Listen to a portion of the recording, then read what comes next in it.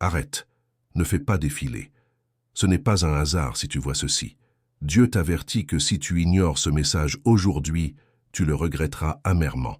Il y a une parole préparée spécifiquement pour toi, pour l'hésitation qui te paralyse, et elle doit être délivrée maintenant. Ce n'est pas seulement dans ta tête, tu le sens dans ton corps. Cette fatigue chronique qui ne disparaît pas avec le sommeil, cette lourdeur sur tes épaules dès le réveil. Ce n'est pas un poids physique, c'est le poids des décisions que tu n'as pas prises, des actions que tu as reportées, des obéissances que tu as négociées. Et cela mène à cette paralysie. Rester bloqué à un carrefour de ta vie, que ce soit professionnel ou relationnel, depuis des mois, voire des années. Tu analyses, tu pèses le pour et le contre, par peur de faire le mauvais choix. Et pendant que tu hésites, déguisant ta peur en prudence, tu sens les portes se fermer doucement, une par une. Le plus douloureux, c'est le silence à la maison. Voir l'espoir s'éteindre dans les yeux de ton conjoint ou de ton enfant.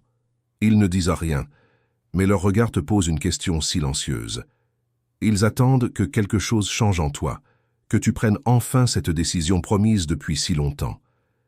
Et face à ce regard, tu te détournes, car la douleur est trop forte. Aujourd'hui, je vais faire 3 choses pour toi par l'autorité qui m'est donnée. Premièrement, je vais te montrer pourquoi ce sentiment de regret imminent n'est pas une anxiété, mais une alarme spirituelle que tu as ignorée jusqu'à présent. Deuxièmement, je vais te donner une parole en hébreu, un mot ancien qui nommera l'ennemi qui se nourrit de tes 2 mains. Troisièmement, je vais sceller sur toi 3 nouveaux noms d'identité, pour te fortifier contre la tentation d'hésiter à nouveau. Si tu pars avant la fin, tu pars sans le sceau. Tu repars avec le doute.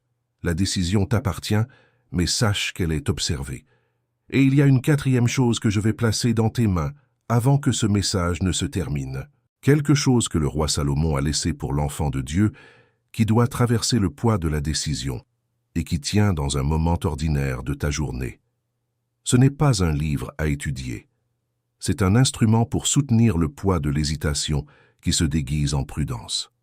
J'y reviendrai. Pour l'instant, retiens cela. Toute parole de Dieu est une graine. Mais une graine plantée dans un sol d'hésitation ne germe jamais. Elle pourrit sur place. Aujourd'hui, nous allons briser la pierre qui recouvre ton sol pour que cette parole puisse enfin prendre racine. Avant que je te livre cette parole, il faut que tu comprennes pourquoi l'ennemi a tant investi pour te maintenir dans cet état. Et à ce propos, sur cette porte qui se ferme doucement, sur cette main tendue qui reste vide, sur ce goût amer du lendemain, il y a quelque chose que Salomon a enregistré, une clé de 2 minutes à main, qui s'insère dans ta journée ordinaire. Garde ça dans un coin de ta tête. Et si tu dois partir avant la fin de cette vidéo, cet instrument t'attend déjà dans le premier commentaire épinglé, juste ici en dessous. Mais je te demande de rester jusqu'au bout, car sans le contexte qui vient maintenant, la clé n'opère pas avec la même force dans ta main. As-tu déjà senti que cette hésitation qui te paralyse n'est pas seulement humaine, mais spirituelle? Et si ce cycle de report au lendemain était un signe qu'il y a une bataille contre le dessein que Dieu a placé sur ta vie? Tandis que beaucoup tentent d'expliquer cela comme de la fatigue ou un manque de discipline, peu réalisent que l'esprit de regret n'attaque pas pour ce que tu as ou ce que tu as fait, mais pour ce que Dieu est en train de construire à travers toi. Mais et si la vraie raison de cette paralysie était justement dans ce que tu n'as pas encore réussi à voir concernant ta propre vie? Maintenant, réfléchis avec moi. Et si tout ce que tu as traversé jusqu'à aujourd'hui, la porte qui se ferme sans bruit, la main qui reste vide, le goût amer du lendemain, était la réponse à cette question que tu portes depuis des années? Seigneur, pourquoi est-ce que je sens toujours que j'arrive trop tard? C'est en cherchant des réponses à cela que j'ai trouvé ce guide numérique appelé « Le Code de la sagesse de Salomon ». Ce guide n'est pas une simple lecture, c'est une clé de discernement spirituel. Un outil conçu pour ceux qui désirent voir au-delà des apparences, arrêter de traiter l'hésitation comme de la prudence et comprendre pourquoi l'esprit de regret attaque avec tant de force ceux qui portent une marque de Dieu.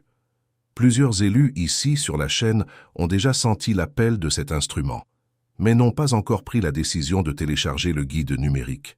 Télécharge-le maintenant. Il est disponible dans le premier commentaire épinglé.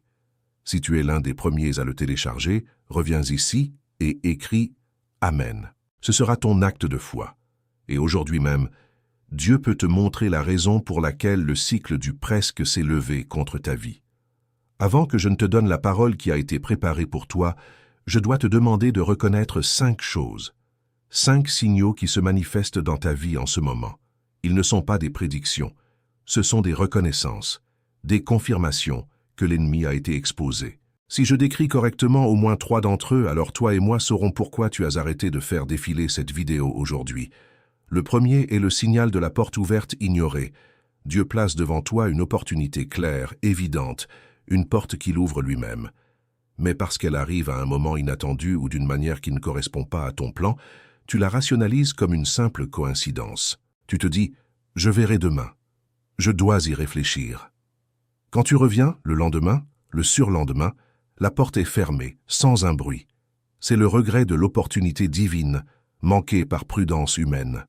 Je décrète la fin de ce cycle. Tu ne manqueras plus la porte. Le deuxième est le signal du silence calculé. Tu sais que tu dois parler. Tu sais que tu dois poser un acte, envoyer ce message, avoir cette conversation difficile. Une conviction brûle en toi. Mais la peur de la réaction de l'autre, la peur du conflit, la peur d'être mal compris te fait taire. Tu appelles cela de la sagesse, de la patience. Mais au fond, tu sais que c'est de la peur. Ce silence qui aurait dû être rompu devient un mur invisible entre toi et ta bénédiction, entre toi et la personne que Dieu voulait toucher à travers ta voix. Je décrète que ta voix ne sera plus jamais l'otage de la peur. Tu parleras. Le troisième signal, et c'est le plus dangereux, le signal du regard d'espoir. Ton conjoint, ton enfant, un parent proche, te regarde avec une attente silencieuse dans les yeux. Ils ne savent pas formuler ce qu'ils attendent, mais ils sentent que quelque chose en toi doit changer, qu'une décision doit être prise pour que toute la famille puisse avancer. Et face à ce regard pur et plein d'espoir, tu ressens une douleur aiguë dans ton esprit, une accusation silencieuse. Alors tu te détournes, tu changes de sujet, tu regardes ton téléphone en pensant « ce n'est pas le moment ». C'est le signal le plus grave car il n'affecte plus seulement ta vie, mais ta lignée. L'hésitation devient une malédiction transgénérationnelle. Je décrète que tu ne te détourneras plus de ce regard. Tu feras face et tu agiras. Et concernant ce regard d'espoir que tu as détourné hier, pensant que ce n'était pas le moment, j'ai déjà laissé l'instrument t'attendre dans le premier commentaire épinglé. Si tu dois partir avant la fin, il est là. Mais reste, car le nom hébreu de ce qui t'arrive n'a pas encore été prononcé. Et avant que je passe au 4e et au 5e signe, une brève pause.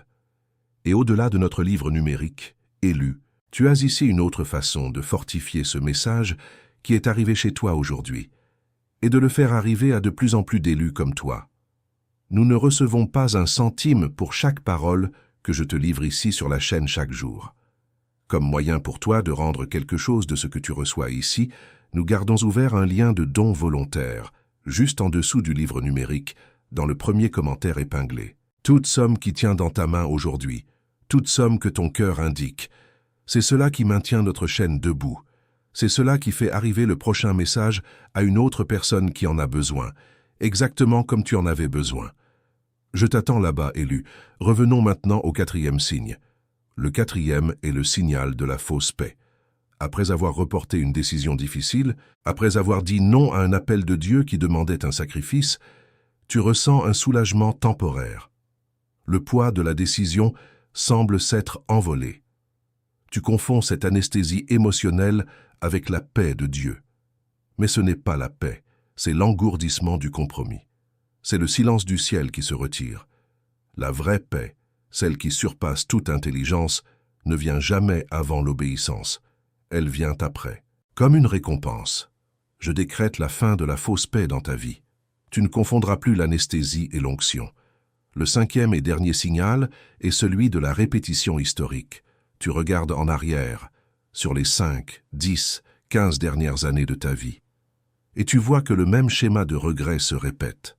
Une opportunité professionnelle manquée il y a 10 ans parce que tu n'étais pas prêt. Une relation brisée il y a 5 ans parce que tu n'as pas osé parler. Un projet abandonné l'année dernière juste avant qu'il ne porte du fruit. C'est le même esprit, avec des masques différents. L'histoire se répète non pas parce que Dieu te punit, mais parce que la leçon n'a pas été apprise. La matière est représentée jusqu'à ce que l'élève la maîtrise. Je décrète que l'histoire ne se répétera plus. Aujourd'hui, tu brises le cycle. Ces 5 signaux que tu viens de reconnaître ne sont pas des symptômes de ton échec. Ce sont les contractions d'un accouchement. Ce ne sont pas des signes de mort, mais des signes d'éveil. L'Esprit de Dieu en toi est en train de se lever contre l'esprit de regret qui a campé dans ta vie. Et le nom de ce qui est en train de naître en toi se trouve dans une seule parole en hébreu. Avant de te montrer l'instrument que Salomon a laissé pour le jour ordinaire, je dois te donner le nom hébreu de ce que tu portes, parce que l'instrument n'a de sens qu'après que tu connaisses le nom. Et il y a une parole en hébreu qui définit exactement l'état dans lequel tu vis, une parole qui recontextualise tout ce que je viens de te décrire. Il existe une parole dans l'hébreu original qui change tout ce que tu pensais savoir. Et ce qui vient maintenant va t'expliquer pourquoi tout est arrivé dans cet ordre. Et porter ce nom que je m'apprête à te donner, sans l'instrument que Salomon a préparé pour ce jour, c'est comme recevoir un diagnostic sans le traitement. Ce n'est pas la volonté de Dieu pour toi. Ce qu'il a préparé, je vais te le remettre maintenant. Ce n'est pas une théorie. C'est un instrument. Le code de la sagesse de Salomon est l'instrument que Salomon a laissé pour l'enfant de Dieu, qui doit traverser le jour commun, sans perdre ce qu'il a reçu dans l'intimité. Quand tu dis demain pour te réveiller avec le goût amer du trop tard, tu as besoin de l'instrument qui brise l'hésitation déguisée en prudence. Quand tu rentres chez toi et que même le silence pèse, lourd des mots que tu n'as pas dits et des actions que tu n'as pas faites, tu as besoin de l'instrument qui brise l'hésitation déguisée en prudence. Quand tu dis oui à tout par peur de manquer une opportunité et que tu finis par n'être réellement nulle part, épuisé et dispersé, tu as besoin de l'instrument qui brise l'hésitation déguisée en prudence. Et si tu sens en ce moment que c'est exactement ce dont tu as besoin, avant même que je continue, pose ton pouce maintenant sur le lien dans le premier commentaire épinglé. Ne clique pas encore. Pose juste ton pouce. Sens le poids de la décision avant de prendre la décision. Ce n'est pas une méthode pour faire plus. C'est un instrument pour soutenir plus. Il ne t'entraîne pas. Il te couvre. Il te montre où l'hésitation déguisée en prudence est en train d'agir, avant qu'elle ne se transforme en une mauvaise décision. Il interrompt le cycle de l'hésitation avant qu'il ne devienne l'horloge de minuit de ta prochaine opportunité manquée. Et la prochaine horloge de minuit sonne plus tôt que tu ne le penses, et il vient avec 2 sauts pour ton foyer. Pas pour ta performance. Le premier saut est le rituel du sommeil du juste. C'est un audio. Tu ne le lis pas. Tu te couches. Et ce que tu appelais insomnie, aujourd'hui tu l'appelleras veille non scellée. Et tu apprendras à sceller la nuit avec le bon nom, dans le bon ordre, dans la bonne voie. Le deuxième saut est l'éveil de la clarté, les 7 décrets du matin.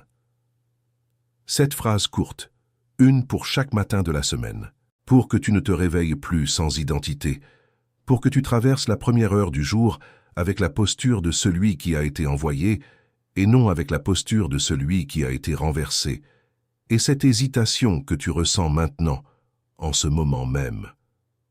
Ce n'est pas du doute, c'est l'hésitation déguisée en prudence qui agit en toi en ce moment même, te poussant à fermer cette fenêtre, à passer à autre chose. Tu reconnais ce schéma. C'est l'heure de prier et le sommeil arrive.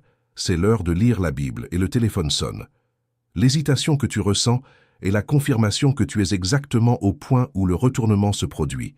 Et c'est précisément pour cela que le bloc suivant existe. Tu as 7 jours complets pour l'utiliser et le ressentir. 7 jours. Si en 7 jours, l'instrument n'a pas touché ce qui doit être touché en toi, tu le retournes. Sans question, sans justification. Et les 2 sauts, le rituel et les décrets, restent avec toi même si tu le retournes. Ils sont à toi, sans condition. Mais je dois être direct avec toi. Le vrai risque n'est pas de dépenser moins qu'un déjeuner du jeudi à la boulangerie. Le vrai risque, c'est que la prochaine sonnerie du réveil arrive et que tu sois encore les mains vides. C'est ce risque-là qui a un visage. Et c'est de ce visage dont j'ai besoin de te parler maintenant. Et peut-être que tu te poses des questions maintenant, des questions qui méritent une réponse avant que nous continuions. Quel est le coût de rester exactement là où tu es pendant encore 6 mois? Pense à ce coût, pas en argent, mais en opportunités manquées, en paix perdue, en relations tendues. Et si cet instrument n'était pas une dépense, mais la clé pour déverrouiller la source de revenus que tu attends? Dieu opère souvent de manière contre-intuitive. L'obéissance dans le petit débloque la provision dans le grand. Tu attends une garantie à 100%, Dieu t'en donne une de 7 jours. L'adversaire, lui, t'offre une garantie à vie que tu resteras bloqué. Laquelle choisis-tu? Et quand bien même, si tu veux seulement le guide, il est déjà suffisant. Mais la maison complète vient avec les 3. Une femme de 38 ans, professionnelle indépendante, a commencé à utiliser le guide après des mois à sentir cette porte se fermer doucement sur ses projets. Dans la première semaine, en appliquant le principe du premier pas imparfait, elle a relancé le client qu'elle évitait. Elle m'a écrit une seule phrase. Je pensais que c'était de l'épuisement. C'était en fait un refus. Un dirigeant de 56 ans, face à une restructuration qu'il reportait, sentait son leadership s'éroder devant son équipe. Après avoir utilisé l'instrument pendant une semaine, il a convoqué la réunion qu'il redoutait.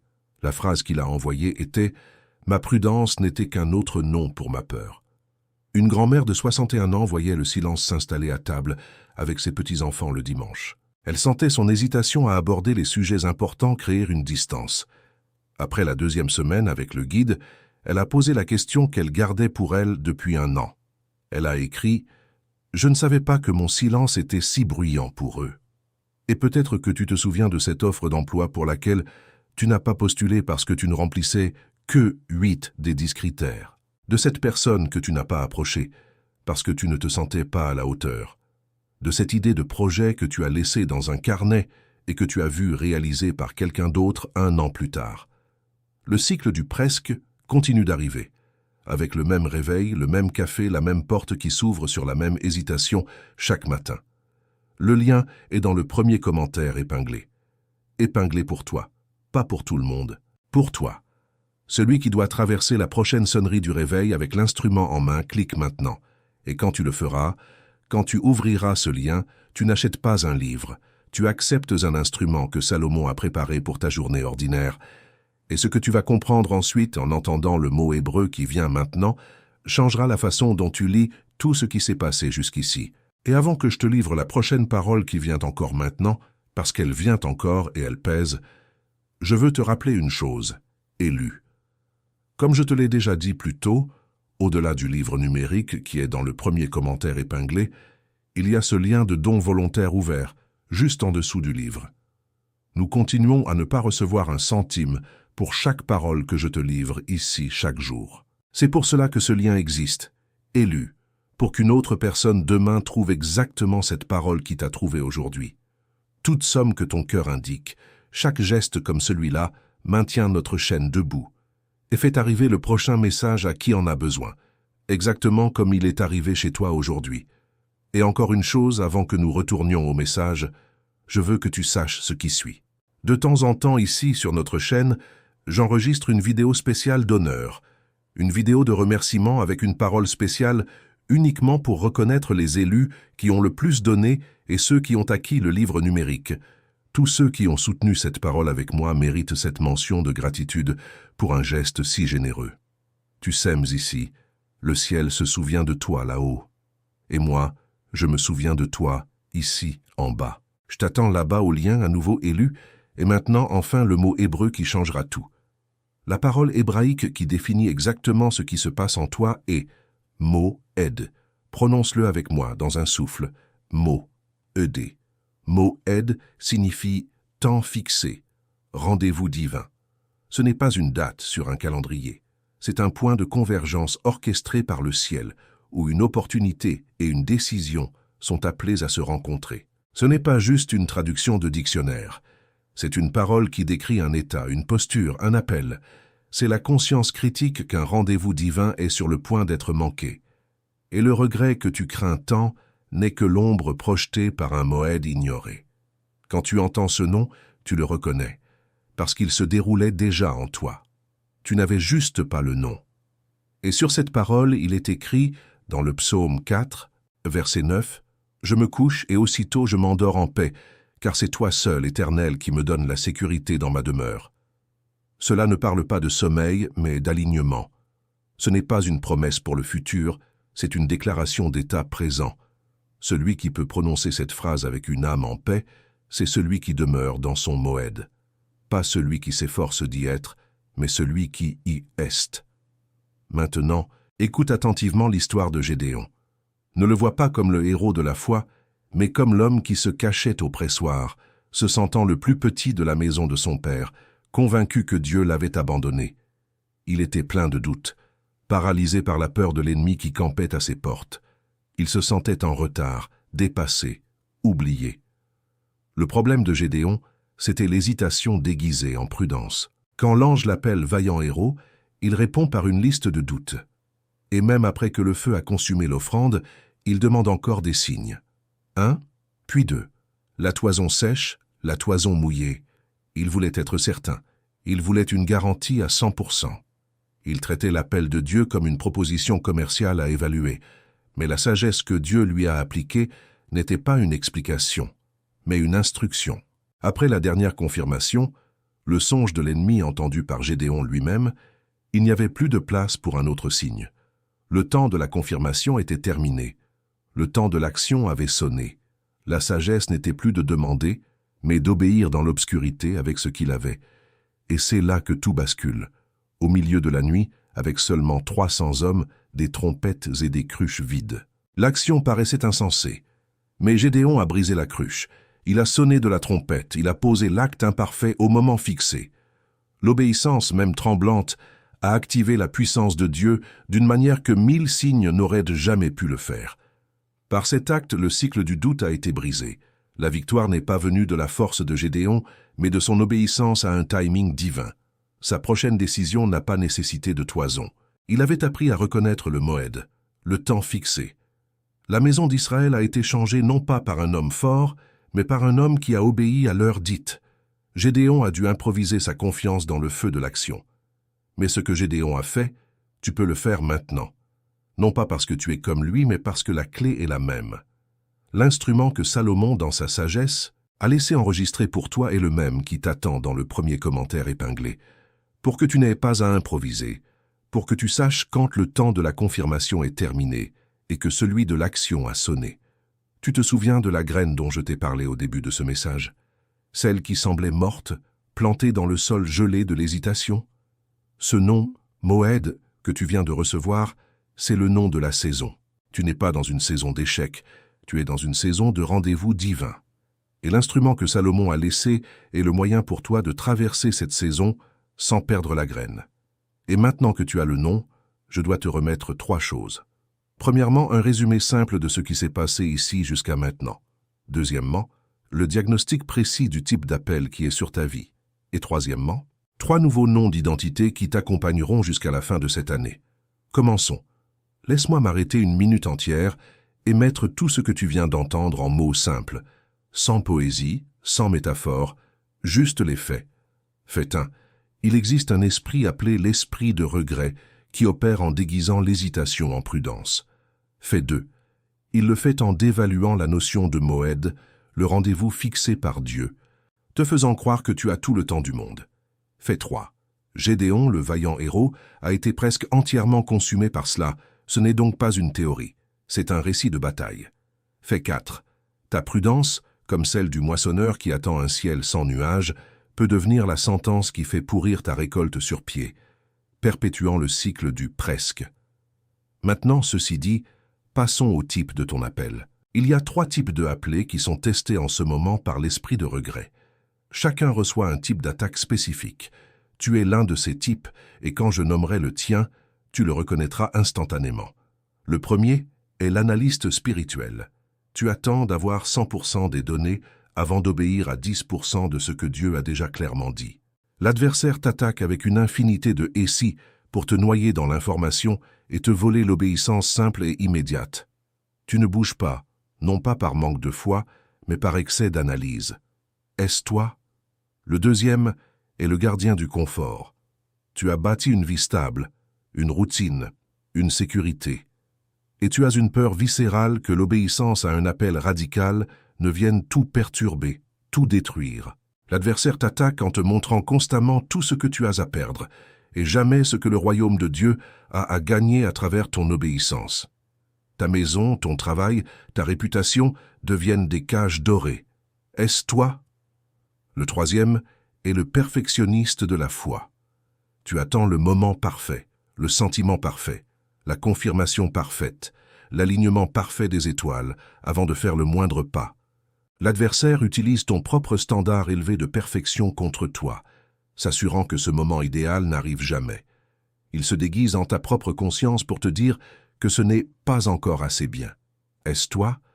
Tu sens l'intensité de ce qui se passe maintenant, cet étau qui s'est resserré quand j'ai décrit le premier type, cette chaleur qui est montée en toi quand j'ai parlé du troisième. Ce n'est pas le signe que quelque chose ne va pas chez toi. C'est le signe de ta capacité à te transformer. L'intensité de l'attaque est directement proportionnelle à la puissance du retournement de situation qui t'attend. Celui qui ressent une faible attaque aura un faible retournement. Celui qui ressent une forte attaque est sur le point de vivre un retournement puissant. Et sur ton type, le ciel avait déjà scellé 3 noms. 3 noms qui vont te faire traverser le reste de cette année, donnant un contour à ton identité lorsque le cycle de l'hésitation tentera de te dissoudre. Le premier nom est « porteur du feu sacré ». Tu n'es plus celui qui entretient une braise par peur de l'incendie. Tu es celui qui reçoit le feu de l'autel et a pour mission de le transporter, de le propager, même si cela signifie quitter la sécurité du temple. Tu es le porteur du feu sacré qui comprend que le feu n'est pas fait pour être gardé, mais pour être donné. L'instrument de Salomon t'apprendra à protéger la flamme du vent du doute. Le deuxième nom est « décideur de la 11e heure ». Tu n'es plus l'ouvrier qui arrive en retard et manque le salaire. Tu es celui qui, même à la dernière minute, alors que tout semble perdu, prend la décision qui renverse la tendance et capture l'opportunité divine. Tu es celui sur qui Dieu compte quand l'heure est grave et que les autres ont déjà abandonné. Tu es le décideur de la 11e heure qui transforme le trop tard en juste à temps. Le troisième nom est briseur de cycles de regrets. Ta mission dépasse ta propre vie. Dieu t'a marqué pour non seulement briser ton propre cycle d'hésitation et de répétition historique, mais pour devenir un modèle, une porte de sortie pour ta famille et ton entourage. Quand ils te verront agir, ils apprendront à agir. Tu es le briseur de cycles de regrets, envoyé pour inaugurer une nouvelle histoire dans ta lignée, une histoire d'obéissance immédiate. La vulnérabilité du décideur de la 11e heure est immense. C'est la tentation d'attendre la 11e heure même quand Dieu t'appelle à la première. C'est de prendre l'habitude du risque au point de flirter avec le délai final et de finir une fois par arriver à la 12e heure. C'est un jeu dangereux. Et ce que Salomon a laissé pour toi, pour couvrir cette vulnérabilité spécifique, ce n'est pas un livre à lire pour te sentir plus sage. C'est un rituel appliqué, un instrument pratique, avec l'audio du rituel du sommeil et les décrets du matin, pour que tu n'aies plus à te battre avec ta propre volonté, mais que tu sois couvert par une structure divine. Le lien pour le code de la sagesse de Salomon est toujours dans le premier commentaire épinglé. Il ne s'agit plus de savoir si tu en as besoin. Il s'agit de reconnaître que ton nom et ta vulnérabilité exigent une couverture que tu ne peux pas te fournir toi-même.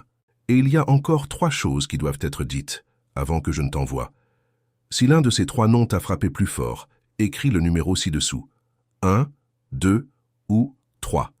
Mais avant de t'envoyer, il y a 3 tactiques spécifiques que l'adversaire va utiliser contre les 3 noms que je viens de te remettre. Il les utilisera dans les prochaines 24 heures.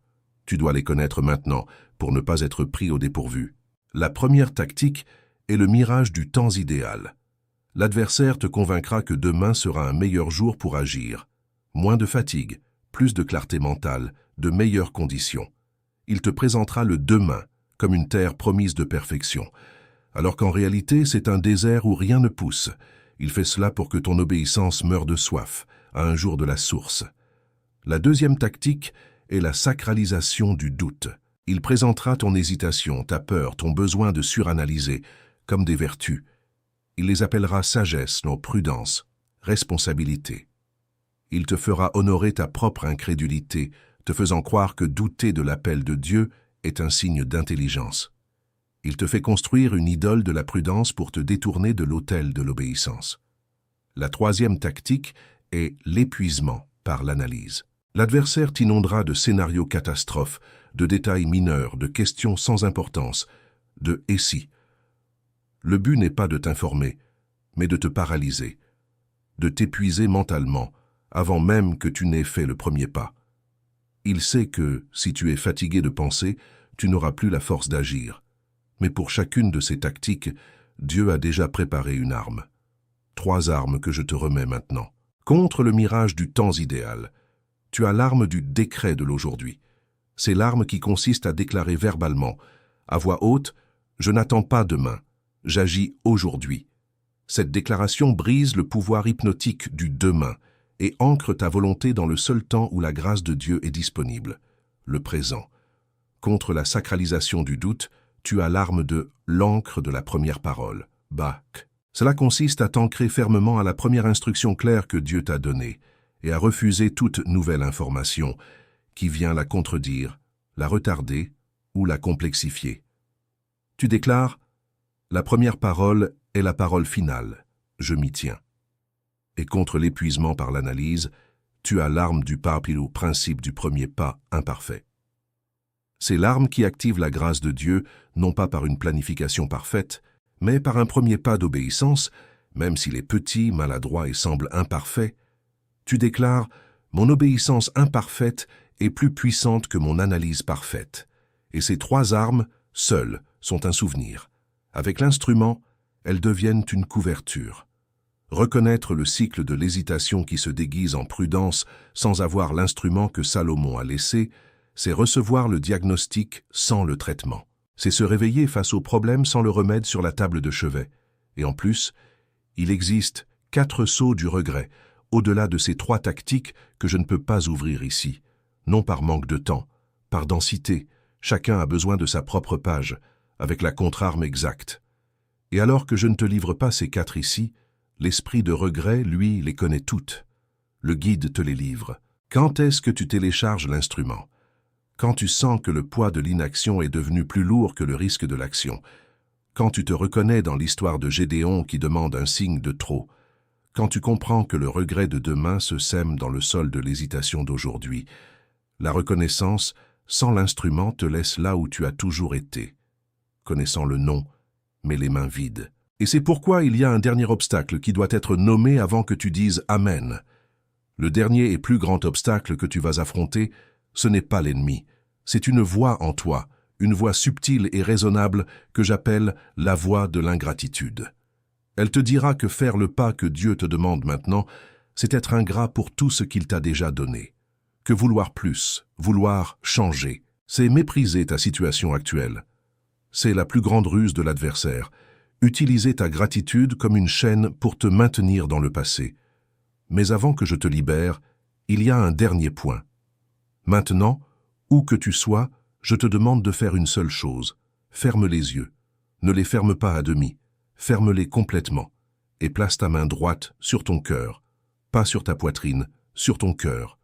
Ressens le battement. C'est le rythme de l'alliance que Dieu a faite avec toi avant même que tu ne naisses. Et dans cette position, nous allons prier.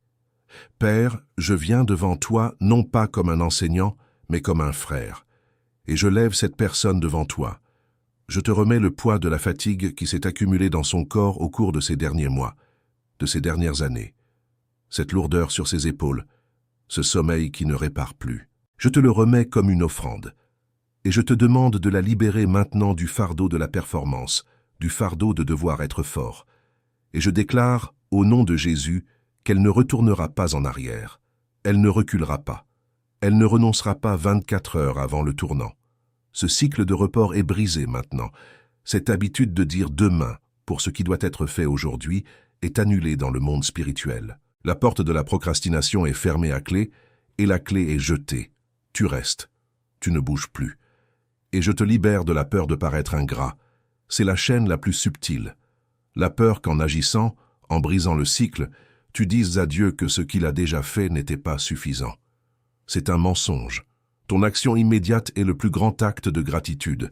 C'est dire « Père, je valorise tellement ce qui vient de toi que je refuse de le laisser dans la salle d'attente. » Déclare-le à voix basse maintenant.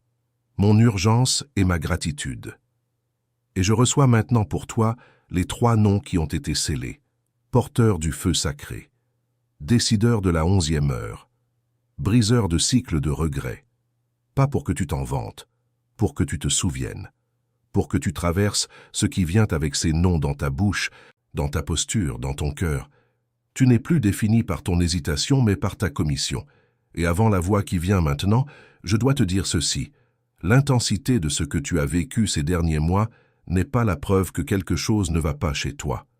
C'est la preuve que tu es exactement là où tu as toujours su être, quelqu'un qui porte quelque chose d'assez grand pour que le cycle veuille le réduire au silence. Tu n'as pas été attaqué par hasard. Tu as été attaqué précisément là où ton identité a l'intention de se manifester avec la plus grande force. Plus l'attaque a été lourde, plus tu es dangereux pour le cycle. La pression que tu as ressentie n'était pas un signe de faiblesse. C'était un signe de proximité, la proximité du tournant. Si cela te touche maintenant, écris ci-dessous « Je reçois le tournant ». Et maintenant, avec les yeux fermés, la main sur le cœur, écoute cette voix. Ce n'est pas la mienne, c'est la voix qui t'a appelé avant la fondation du monde. Écoute, je t'ai vu cette nuit-là, à 3 heures du matin, le regard fixé au plafond, repassant en boucle la conversation de la veille, cherchant la faille, l'erreur, le mot de trop. Je t'ai vu poser ta main sur la porte de la chambre de ton enfant, hésitant à entrer, te sentant indigne de prier pour lui alors que tu te sentais si faible. Je t'ai vu devant ton ordinateur, le curseur clignotant sur un email à moitié écrit depuis 3 semaines, paralysé par la peur de la réponse. Je ne t'ai jamais perdu de vue, pas une seconde. La place à ma table n'a jamais été donnée à quelqu'un d'autre. Elle porte ton nom. J'ai vu chaque larme que tu as versée en secret et je les ai gardées. Aucune n'est tombée à terre. Ce que tu appelais prudence, je l'appelais une peur qui avait besoin d'être guérie. Ce que tu appelais sagesse, je l'appelais une analyse qui retardait ton obéissance. Ce que tu appelais humilité, je l'appelais une fausse identité qui t'empêchait de prendre la place que je t'avais préparée. Ton nom est gravé dans la paume de mes mains. Pas au crayon, mais gravé. Chaque hésitation a été couverte par mon sang. Chaque regret a été payé sur la croix. L'accusation qui pesait contre toi a été clouée au bois. La chaise est tienne. Elle l'a toujours été. L'orgueil n'a jamais été de la prendre, mais de la refuser. Viens t'asseoir. Et il y a une voix qui parle maintenant en toi. Une voix qui dit « Ce n'est pas pour moi, c'est pour quelqu'un qui a une plus grande foi. » J'ai besoin que tu entendes ceci de moi maintenant. Tu as la permission.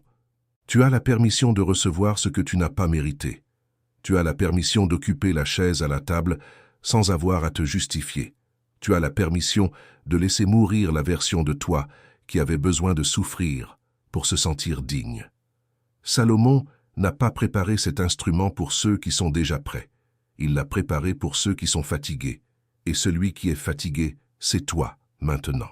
J'étends maintenant ma main vers ta maison et je décrète une couverture de scellement sur tout ce qui t'appartient. Sur ta table, afin que chaque repas soit un acte de communion et non d'anxiété, et que les conversations qui s'y déroulent soient assaisonnées de la sagesse d'en haut.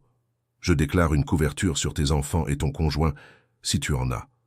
Que ton obéissance de cette nuit devienne un manteau de protection sur eux, qu'ils sentent l'atmosphère de ta maison changer, le poids se lever, la légèreté de la présence de Dieu entrer.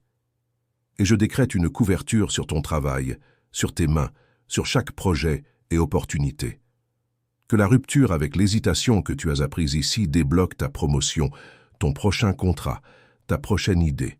Que ton obéissance immédiate devienne ta plus grande qualification aux yeux des hommes et aux yeux de Dieu.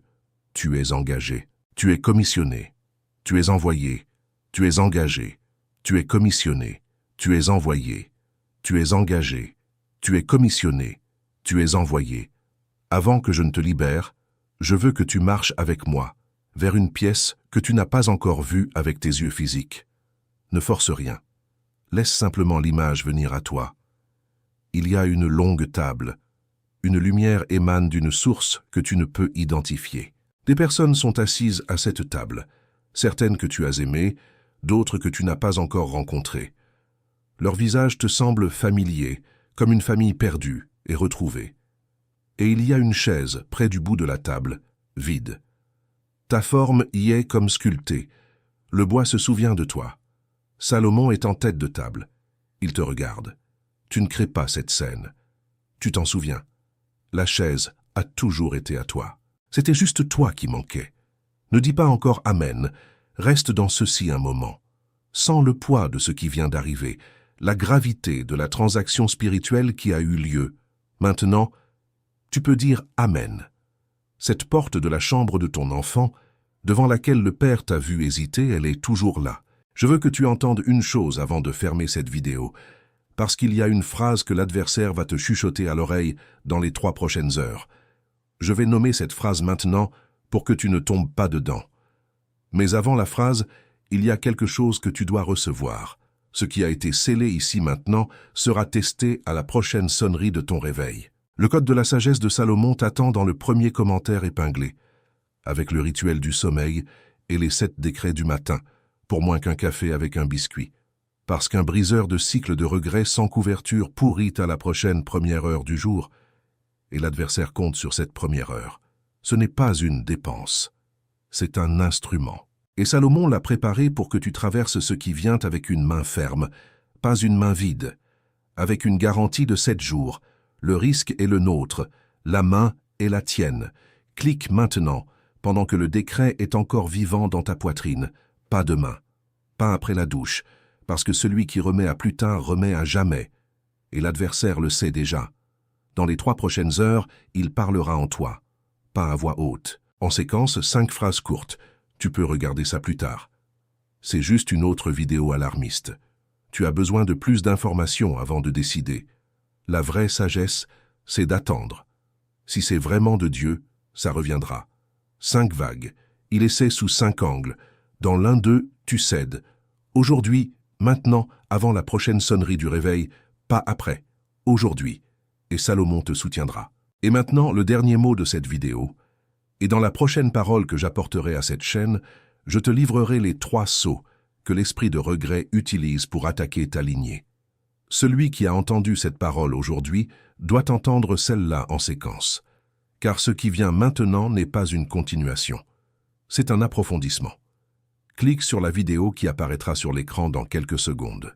Et encore dans cette vidéo élue, avant que je scelle cette heure avec toi, je reviens une dernière fois à cette demande. Tu as marché avec moi jusqu'ici. Tu as traversé chaque parole, chaque décret, chaque signe. Et si à un moment de ce message, tu as senti le ciel te toucher, tu sais que cette vidéo n'était pas un accident. Le lien de don volontaire continue ouvert dans le premier commentaire épinglé, juste en dessous du livre numérique. Pas comme une facturation, pas comme un échange, comme la restitution de l'élu à l'autel d'où la parole est sortie. Toute somme que ton cœur indique, et le ciel voit chaque geste. Le ciel voit. Et le ciel le multiplie sur ta maison, sur tes jours, sur ce que tu ne sais pas encore qui est sur le point d'arriver. C'était ma dernière demande. Je t'attends là-bas, élu. Et quand cela arrivera, et cela arrivera bientôt, tu te souviendras de ce moment. Et avant de partir, pense à une personne en particulier. Pas plusieurs, une seule. La personne dont le nom t'est venu à l'esprit à l'instant même. La personne qui est restée silencieuse, fidèle, sans être vue. La personne dont l'onction a également attiré des attaques sans nom. Quelqu'un qui est rentré à la maison en portant un poids qui n'était pas le sien. Quelqu'un qui a besoin du même sceau que tu viens de recevoir. Envoie-lui cette vidéo. Elle attend que cette parole arrive.